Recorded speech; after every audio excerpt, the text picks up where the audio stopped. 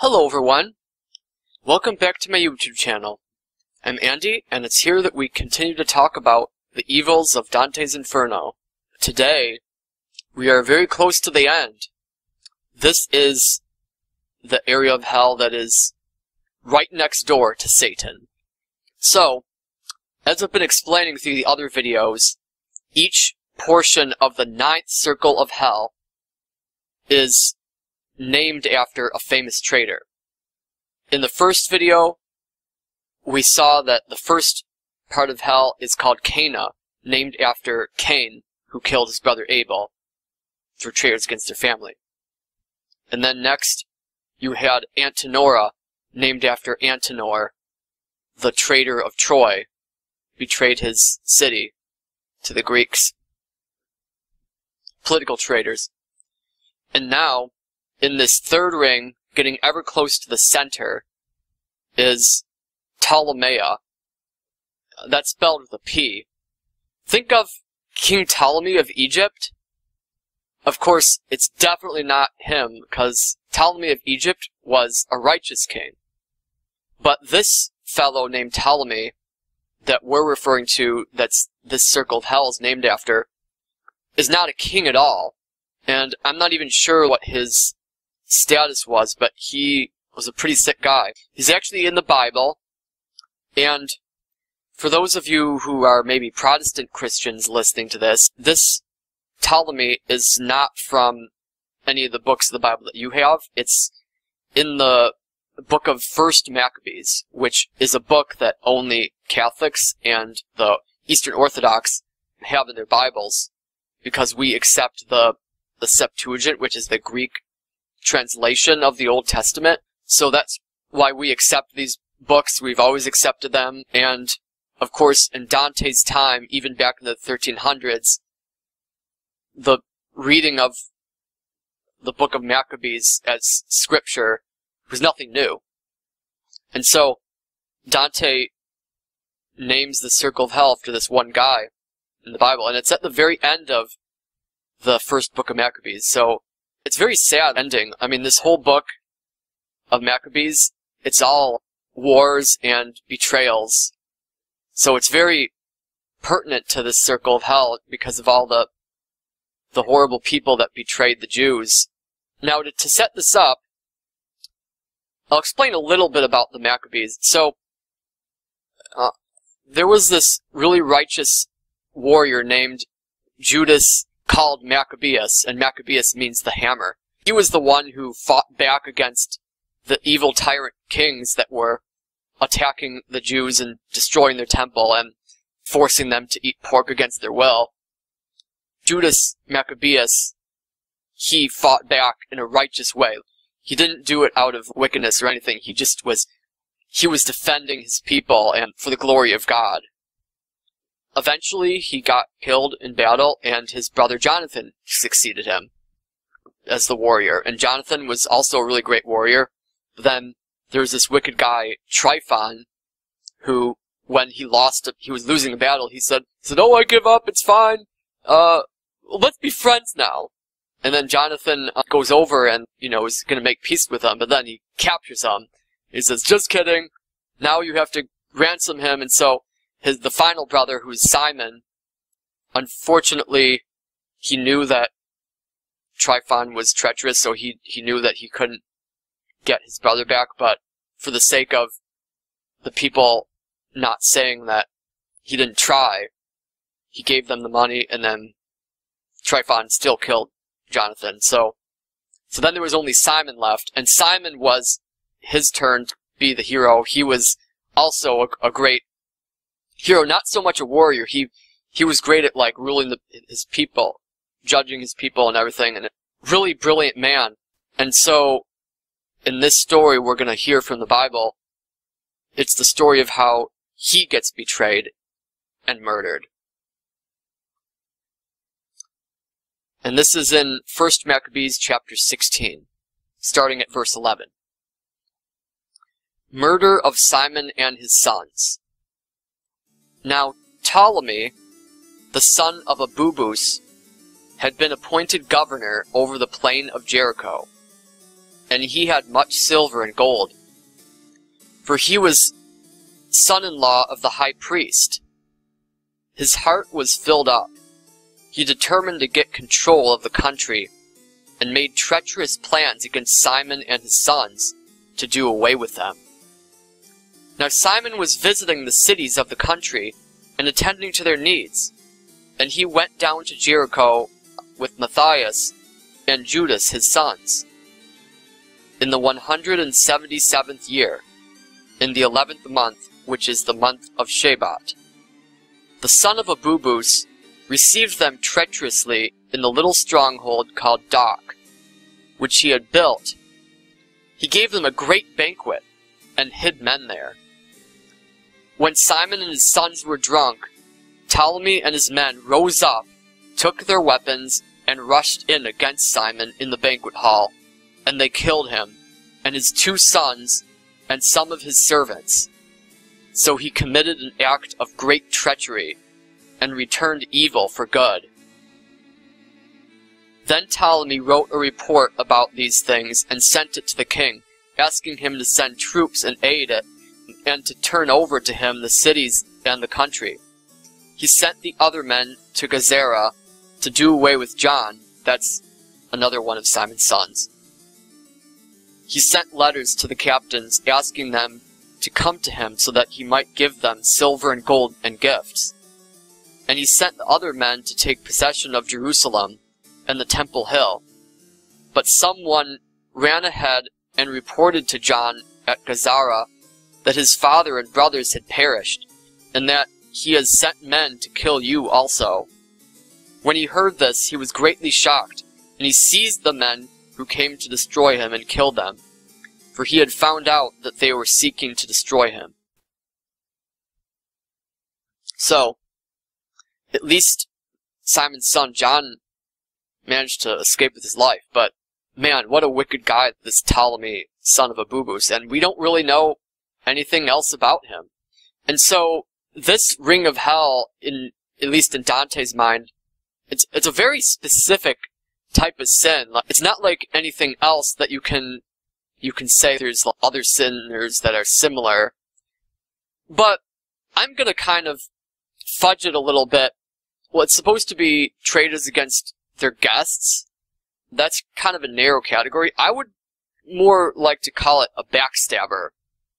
Backstabber is the type of person that you think they're your friend, and then they come around and stab you in the back.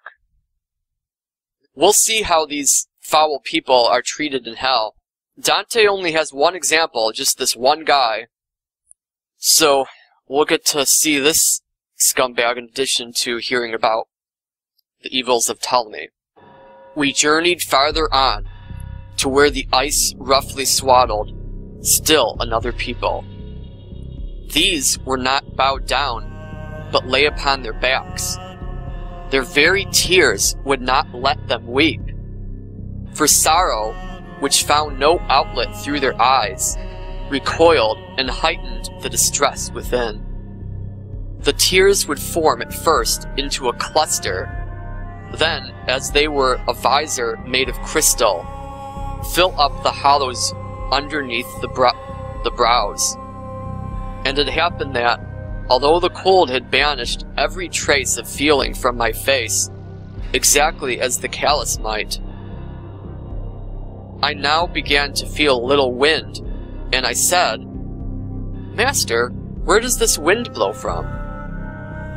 Is not everything that blows extinguished here?"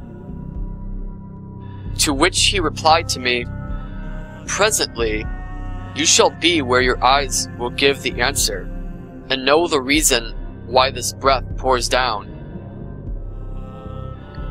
And one of the sad souls on that cold crust cried out to us, "You spirits, so cruel that the last place has been given to you, lift from my face these hardened veils, that the pain that crowds my heart may find some small relief before the tears are ice again." To which I answered, "If you want my help, tell me who you are, and if I fail to help, may the bottom of the ice be my fate." He answered, "I am Brother Alberigo, he of the fruits of that bad orchard, who for my figs have been repaid with dates." "Oh," I said to him, "are you dead already?" And he, "What the condition of my body in the world is, I have no way of knowing. Such advantage has this Ptolemaea, that often a soul plunges into it long before Atropos gives it a push, and that you may be more readily erase from my face the tears that are like glass. Know that the moment any soul betrays, as I did, its body is snatched from it by a demon, who then dominates it till its allotted time has run out, and it tumbles down into this cistern. Perhaps the body of the shade wintering here behind me is still to be seen above. You must know, if you have just come down, that he is Ser Branca di Oria, and many years have passed since he was thus confined." "I think you are deceiving me," I said, "because Branca di Oria has not died, but eats and drinks and sleeps, and still wears clothes." "In the abyss above Malebranche," he said, "where the clinging pitch is seething, Michael Zanch had not yet arrived. When this one left, a devil in his place in his own body, and a relative's who committed that betrayal with him. Now, stretch out your hand to me and open up my eyes." But I did not open them for him. To be mean to him was courtesy itself. "Ah, you Genoese, you men without morals, and full of every kind of rottenness, why have you not been exiled from the world? For with the vilest spirit of Romagna, I found a certain one of you whose soul, for what he did, already bathes in cocytus, though his body, in the world, still seems alive." Whew. Oh man, this part is so bone-chilling. I mean, this has gotta be, in my opinion, one of the creepiest parts. I mean, think of this concept. I mean, of course, we know that this could never happen in reality. If someone is still alive, you can't be in hell at the same time as being alive. Not in reality, but put yourself in this fictional story that Dante's writing. How brilliant concept is that? That someone is so evil that they're not even dead yet, and they're already in hell. And a demon is possessing their body in life. Man, you've got to be such a horrible, like, wicked person to to deserve something like that. Oh man, and look at how. So every one of these circles, they're getting closer and closer to the center. They're getting more and more frozen in the ice. So it's like beginning, they're maybe frozen up to their ankles, and then the next portion, they're maybe frozen, up to their arms, their like armpits, and now these guys are like frozen up to their heads. So their faces are so close to the ice that they can't even cry. I mean, think about it. It's so fitting to a traitor. Their stony hearts. They didn't cry for their wickedness, their betrayal of their fellow human beings, their backbiting nature, like stab people in the back. And this friar, I mean, friars are, they have a reputation of being, very hospitable, jolly people who love Jesus. And this despicable friar does the exact same thing as Ptolemy. He hosts a banquet, and then he hides men there, and they jump out and attack. And he mentions some other people. It's kind of hard to tell. So what I got here is that the thing about the figs is kind of confusing, but Fra Alberigo, like when he was like hosting the dinner, he said, okay, bring the figs, to bring out the figs. that was actually the signal to kill, kill, kill.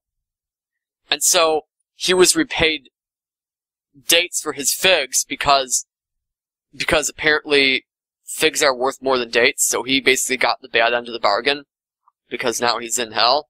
I guess that's what that means. Also, I learned that he was a member of who were called the, quote, jovial friars. They were actually called the Order of the Blessed Virgin Mary, and they were actually a military order of knights similar to the Knights Templar. The Knights Templar were sent to the Holy Land in the time of the Crusades to guard the Holy Land, especially from Muslims. So this order of knights, they apparently, even though they were supposed to be devoted to the Blessed Virgin Mary, they were supposedly got such a reputation of their corrupt attitude that they were commonly referred to as the jovial friars. Like, you know, they're the ones who they don't actually take their religious life seriously. They just drink and party and be merry. And Pope Sixtus V ended their order, because popes can do that. Popes can suppress a religious order. So, Friar Alberigo was one of those rotten apples. So yeah, I mean, I really don't have much more to say. These people are just so terrible. I can't even think of any example of who, in our modern era, like, who would ever really do such a thing. I mean, I'm sure there's kind of wicked people in this world, but not that I can think of. But, I mean, one parting thought, though, is just be good to your friends in thick and thin. Don't turn your back on them when, let's say that, like, someone is ganging up on your friend, maybe cornering them on Facebook and saying, oh, you're a stupid idiot, you don't know what you're talking about, you know, everyone's ganging up on them. Instead of sticking up for them, you're like, yeah, I thought you were better than that, so-and-so. You're kind of like stabbing them, your friend, in the back, like, in their time of need. So, basically, I would say that the opposite of these horrible guys is to be hospitable. I mean, it doesn't seem like that's hard, but apparently these guys, they couldn't do that. So whatever you do, stay out of hell, okay?